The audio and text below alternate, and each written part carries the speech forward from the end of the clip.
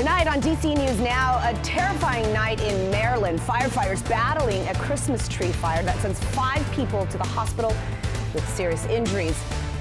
Plus, families across the DMV celebrating the holiday. We're going to take you out to see some joy of the season. Supporting our troops, the volunteers packing up care packages for those stationed overseas. You're watching the station covering all of the DMV. This is DC News Now. Hi, everyone. Welcome to DC News Now on this Christmas night. I'm Susan Tran. Chris Flanagan has a night off. We have some breaking news out of Maryland. This was a quick-moving house fire that sent several people to the hospital with some serious injuries. Montgomery County firefighters saying that the flames started with the power strip right near the family's Christmas tree. And look, as it moved so quickly, it gutted that first floor of the home in North Bethesda.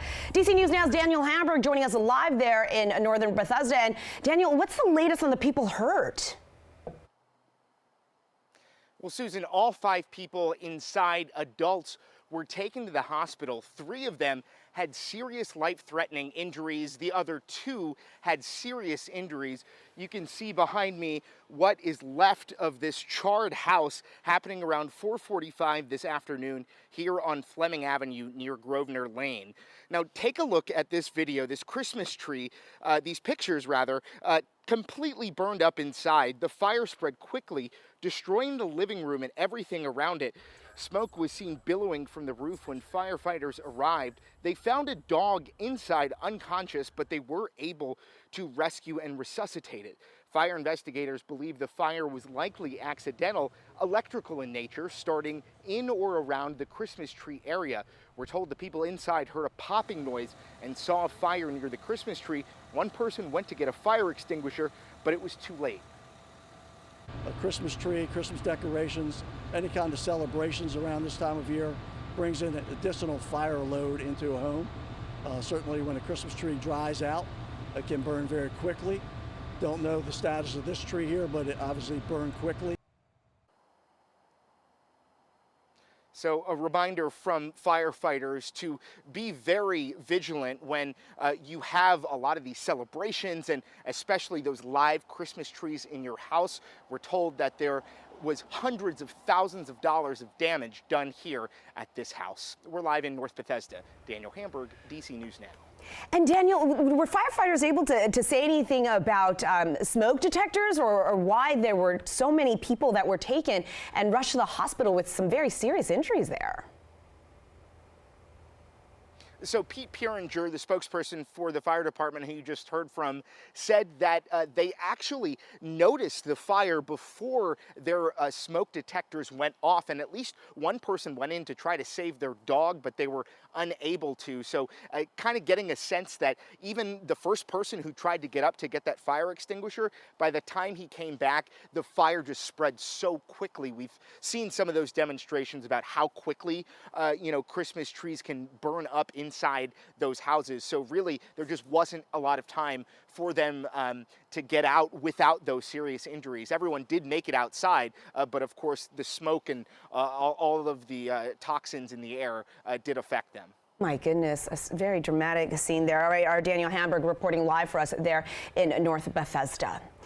Let's turn our attention to the weather, and we are taking a live look outside right now at the Washington Monument, and the cranes are still festively lit in the red and green on the right-hand side.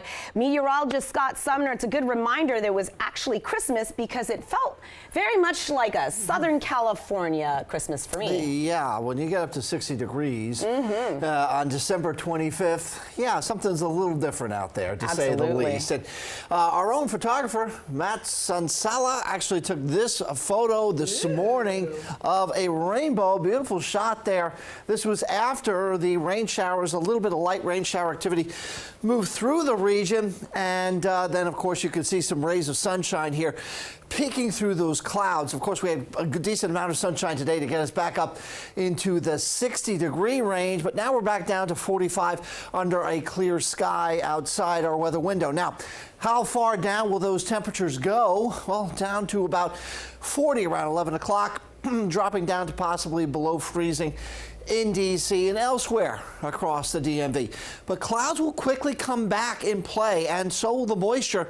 And so the National Weather Service, already looking forward to that actual next storm system moving in, has already put out winter weather advisories. That's for all the counties here north of D.C., north of I-66, which takes you out towards Winchester's way. So it does close the eastern panhandle of West Virginia, western Maryland, excluding southern Maryland, and then, of course, parts of northern Virginia. So we'll have to watch out for some slick roads for tomorrow, but I'll get into more details regarding that system tomorrow coming up in my main weather. So again, dry start to your Friday, but wintry mix for Friday afternoon and evening. Rain does make a return, just plain old rain now everywhere across the DMV on Sunday afternoon, Sunday night, and then turning windy and cold as we head in towards the end of 2025, the beginning of 2026. We'll show you that full 7-day forecast coming up in just a bit. Susan? All right, Scott, let's talk about this Christmas loss for the Commanders at home. The Cowboys taking down the Burgundy and Gold 30-23. Washington had journeyman Josh Johnson starting as star QB. Jaden Daniels and backup Marcus Mariota both remaining on the injured list. The Commanders are now 4-12 after such a standout season last year. Coming up in our next half hour, sports reporters Jake Rom and Alex Flum will have a full breakdown of that game. Dozens of people in Northern Virginia spending their Christmas making sure it will be a joyous holiday season for so many military service members who just can't be home with their families. DC News Now's Max Marcilla takes us over to the American Legion Post 176 in Springfield with a look at the team's latest mission. Santa has delivered his gifts. Now the next batch is on its way. To receive a care package from home, it's like a hug. These boxes, care packages of goodies and swag, and letters, each one with season's greetings and a message of hope. Forever grateful. So sweet. On their way to someone who will cherish it. He literally grabbed the box and threw his face into it. First Sergeant ran over there and said, "What are you doing?" And he said, "First Sergeant, I just want to smell home." They call this the season of giving, and you can see here that everyone here is embodying that message, making sure that all of these care packages are being given to veterans here in hospitals at home or soldiers who are still overseas. It gives them morale, it gives them encouragement, it gives them the knowledge of the fact that they're cared for, and we didn't forget about it.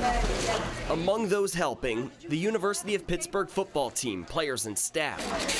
It's one of their last stops before playing in the Military Bowl in Annapolis. Their opponents, East Carolina, helped set up this event. I got family that's been overseas. I know it means the world to them that they have that piece of home there with them. Wow, yeah, this one is loaded. And then there are those who are looking to give Christmas new meaning. Simone Coleman came here with her sister, sorting letters and getting new perspective. When you're deployed and away from family, it can be, you know, a little bit isolating maybe, and so just knowing that there are people that are back home that care and that love them and that appreciate all that they do for us and for our country.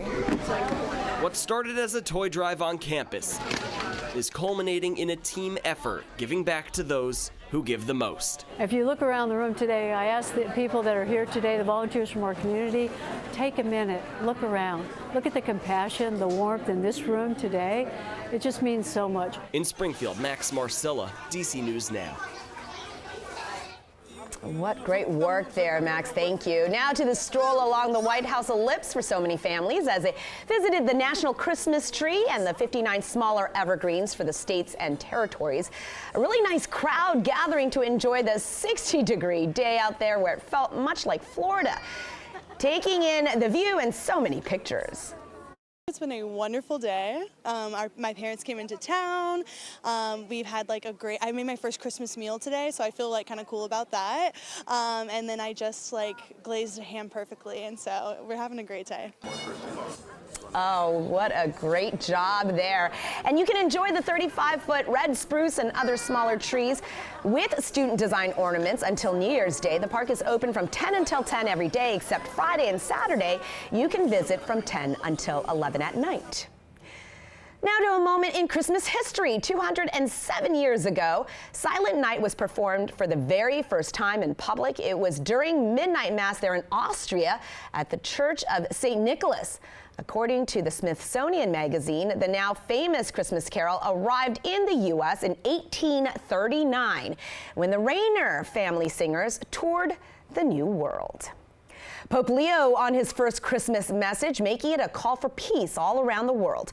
The Catholic Church's first American pontiff gave his address from the Vatican, and he urged the faithful to shed indifference in the face of those who have lost everything in places like Gaza, to those who are impoverished, as in Yemen, and to the many immigrants crossing the Mediterranean Sea and across the borders in America, hoping for a better future. He is calling for more dialogue over violence.